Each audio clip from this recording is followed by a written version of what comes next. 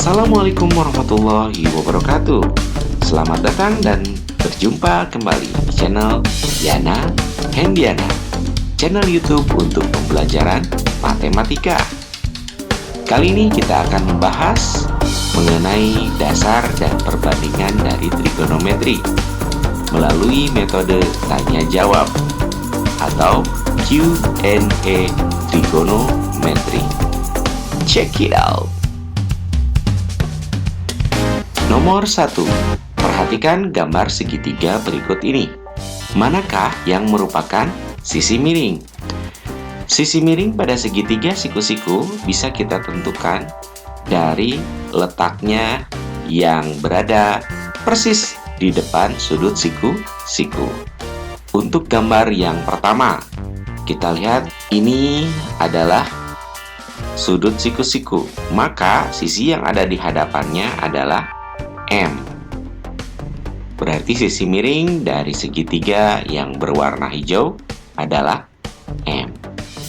Untuk segitiga yang di bawah, karena sudut siku-sikunya berada di sini, maka tunjuk saja. Nah, ini adalah sisi miring. Jadi sisi miring untuk segitiga yang kedua berada pada sisi B. Nomor 2. Panjang sisi K adalah, karena ini adalah segitiga siku-siku, maka kita bisa gunakan teorema Pythagoras. Ingat, dari teorema Pythagoras, yang menjadi patokannya adalah sisi miring. Kita perhatikan apakah sisi miringnya diketahui atau ditanyakan. Perhatikan, tadi sudah kita bahas di nomor 1 bahwa sisi miring adalah sisi yang berhadapan dengan sudut siku-siku. Nah, di sini terlihat bahwa ternyata sisi miringnya diketahui adalah 10. Sedangkan yang ditanyakan adalah K. Maka untuk teorema Pythagorasnya bisa kita gunakan K kuadrat, sisi yang kita cari, sama dengan sisi miring kuadrat dikurangi dengan sisi lain yang diketahui juga dikuadratkan. Untuk penyelesaiannya, 10 dikuadratkan berapa? 100. Dikurangi 6 kuadrat, 6 kali 6 jadi 36 ya. Sehingga kita dapatkan 100 dikurangi 36 hasilnya adalah 64. Udah selesai? Belum ya, karena kita mencari nilai K yang barusan baru K kuadrat. Maka K-nya adalah akar dari 64. Kita cari bilangan perkalian kembar yang menghasilkan 64. Berapa jawabannya? Iya, betul sekali, jawabannya adalah 8. Karena 8 dikali 8 hasilnya 64. Nomor 3. Jika suatu segitiga siku-siku mempunyai ukuran kedua sisi yang membentuk sudut siku-sikunya itu adalah 9 dan 12 cm, maka panjang sisi miringnya adalah, baik, langkah pertama, kalau perlu ilustrasi, kita gambarkan saja, misalnya seperti ini. Ya, anggap saja siku-sikunya ada di sini. Kita ketahui di sini sisi yang membentuk sudut siku-sikunya adalah 9 dan 12. Kayak ini sudut siku-siku, berarti 9-nya di sini, 12-nya di sini. Sedangkan satuannya adalah sentimeter. Ingat, sisi miring itu di depan sudut siku-siku. Nah, jadi ini yang ditanyakan, yaitu sisi miring.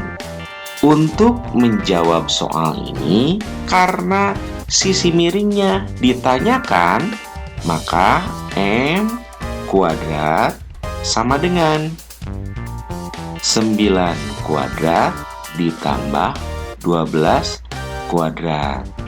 Jadi jelas perbedaannya dengan nomor 2 ya. Kalau nomor 2 sisi miringnya diketahui, maka kita gunakan cara pengurangan. Sedangkan kalau sisi miringnya ditanyakan seperti di nomor 3 ini, maka kita gunakan penjumlahan kuadrat. Lanjut, 9 kuadrat, 9 kali 9 hasilnya 81. 12 kuadrat, 12 kali 12 hasilnya adalah 144. Sehingga setelah dijumlahkan hasilnya adalah 225. Ingat, ini masih dalam satuan M pangkat 2. Sedangkan yang kita cari adalah panjang dari sisi miring tersebut atau M-nya saja. Sehingga kita cari akar dari 225. Berapa? Ayo dihitung lagi, kira-kira perkalian bilangan yang sama yang menghasilkan 225. Berapa? Betul sekali, 15 cm. Karena 15 kali 15 hasilnya adalah 225.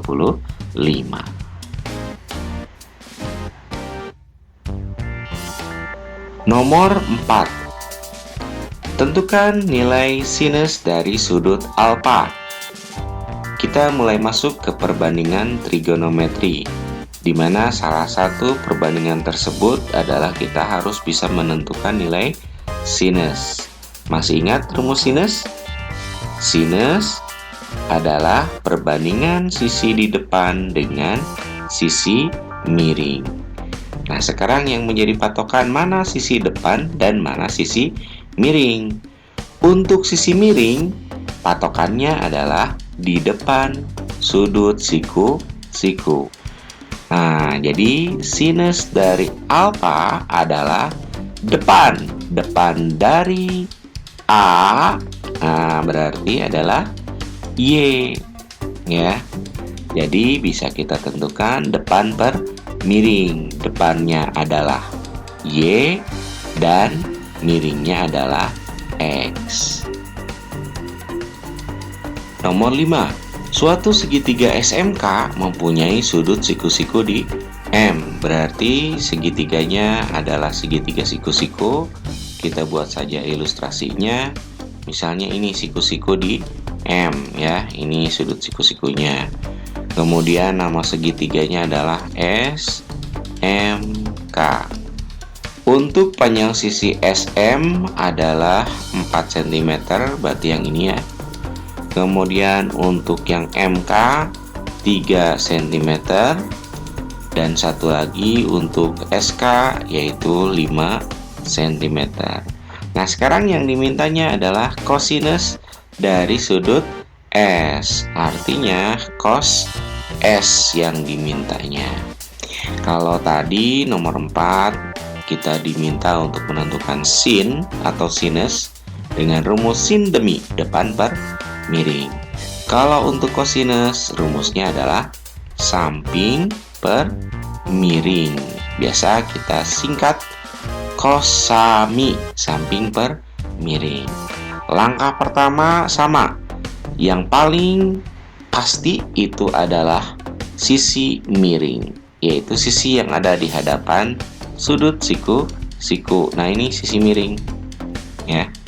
Sedangkan untuk depan dan sampingnya kita lihat patokannya dari mana. Oh, ternyata yang dimintanya patokannya dari sudut S. Berarti kita lihat dari sini.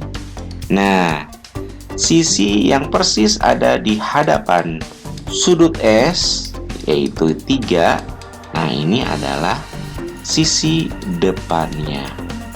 Dan satu lagi yang 4 cm, otomatis ini berarti sisi sampingnya. Sekarang yang dimintanya adalah samping per miring. Berarti sampingnya berapa? Sampingnya adalah 4 dan miringnya 5. Jadi 4 per 5. Mudah ya? Nomor 6 yang dimintanya adalah tangen dari sudut beta. Ingat, rumus dari tangen adalah tan besa, depan per samping. Nah, yang menjadi patokan adalah sudut beta. Maka yang diminta tangan beta adalah langkah pertama seperti biasa yang menjadi patokan adalah kita tentukan sisi miring, yaitu sisi yang ada di hadapan siku-siku. Maka sisi miringnya adalah 13. Baru kita bisa menentukan depan dan samping ya. Di sini dimintanya yang menjadi sudut pandangnya itu adalah sudut beta. Maka dari beta ini depannya mana? Depannya adalah 12. Jadi ini adalah sisi depan dari beta. Kemudian samping adalah sisi lain ya, sisi yang lainnya yang belum diketahui. Ini adalah sisi samping. Jadi nanti kejawabannya depannya berapa? Depannya 12. Sampingnya berapa? Nah, ini sampingnya ternyata belum diketahui nilainya. Makanya kita harus mencarinya dulu dengan menggunakan teorema Pythagoras ya. Kita gunakan rumus yang mana Pythagorasnya nih? Kalau dilihat dari sini, dari gambar, ternyata sisi miring diketahui. Kalau sisi miring diketahui, maka yang kita gunakan adalah W kuadrat.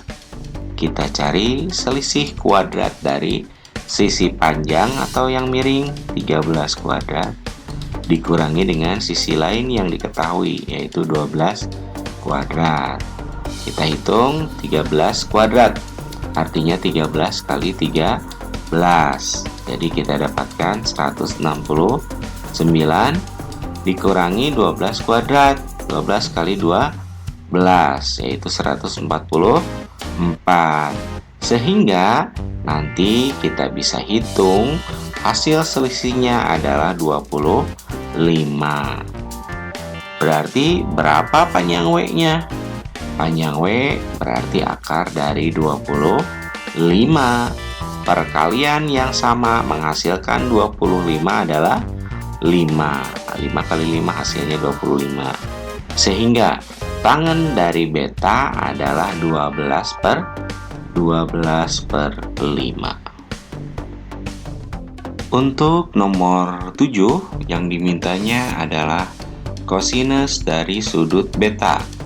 Sedangkan pada soal itu muncul ya, ada alfa dan ada beta. Alfa sebelah kiri, beta sebelah kanan. Kita ingat lagi rumus kosinus apa? Rumus kosinus adalah cos sami, berarti samping per miring. Nah, karena yang dimintanya sudut pandangnya itu dari beta, maka ini yang harus kita perhatikan.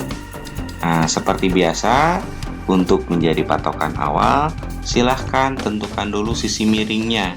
Karena sisi miring itu mutlak ya, dilihat dari mana saja, tetap status dia sebagai sisi miring. Di mana sisi miringnya? Sisi miring adalah sisi yang ada di hadapan sudut siku. Jadi sisi miringnya adalah 25. Untuk depan dan sampingnya baru lihat lagi ini.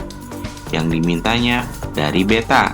Depan dari beta berarti kita tunjuk saja. Nah, inilah depannya yaitu 24. Dan sisi yang lainnya ini adalah sisi samping. Kita tinggal masukkan saja samping per miring. Mana sampingnya? Oh, ini. Sampingnya adalah 7. Sedangkan miringnya, mana miringnya? Miringnya adalah 25. Jadi 7 per 25. Nomor 8, nilai dari tangan 30 derajat ya. Kalau nomor sebelumnya kita mempelajari perbandingan trigonometri, sekarang kita akan mencoba menentukan nilai dari trigonometri sudut istimewa. Patokannya adalah tabel berikut ini. Sehingga bisa kita tentukan tangan 30 derajat itu adalah 1 per 3 akar 3. Untuk nomor 9 juga sama, ini masih trigonometri dari sudut istimewa ya, karena ini adalah sudut-sudut istimewa nih, 45 derajat, 90 derajat, dan 0 derajat ya. Jadi patokannya masih sama, yaitu tabel trigonometri sudut istimewa. Nah, jadi kita lihat tangan 45 berapa? Coba cek di tabelnya. 1 ya. Oke, ditambah sinus dari 90. Coba cari, mana sinus 90? 1 juga ternyata. Kemudian cari kosinus dari 0 derajat. 1 juga. Maka hasilnya tinggal dijumlahkan saja, sehingga 1 tambah 1 tambah 1 sama dengan 3. Nomor 10. Nilai dari sinus 45 derajat dan kosinus 30 derajat masing-masing adalah, ya lihat lagi tabel yang tadi ya, makanya tolong tabel ini harus dihafalkan, karena ini nanti sangat berguna untuk soal-soal yang berhubungan dengan trigonometri ya. Jadi jangan sampai nanti ada soal trigonometri yang lain harus bolak-balik lihat tabel ya. Oke, lihat saja di tabel untuk sinus 45 berapa? Sinus 45 adalah 1/2 akar 2. Sedangkan untuk kosinus dari 30 berapa? Oke, jadi 1/2 akar 3. Hati-hati jangan sampai tertukar ya. Demikian pembelajaran mengenai dasar-dasar dan perbandingan trigonometri kali ini. Untuk lebih jelasnya, bisa kalian download aplikasi Android mengenai trigonometri dengan link yang tersedia di deskripsi video ini. Tetap semangat belajar dan Assalamualaikum warahmatullahi wabarakatuh.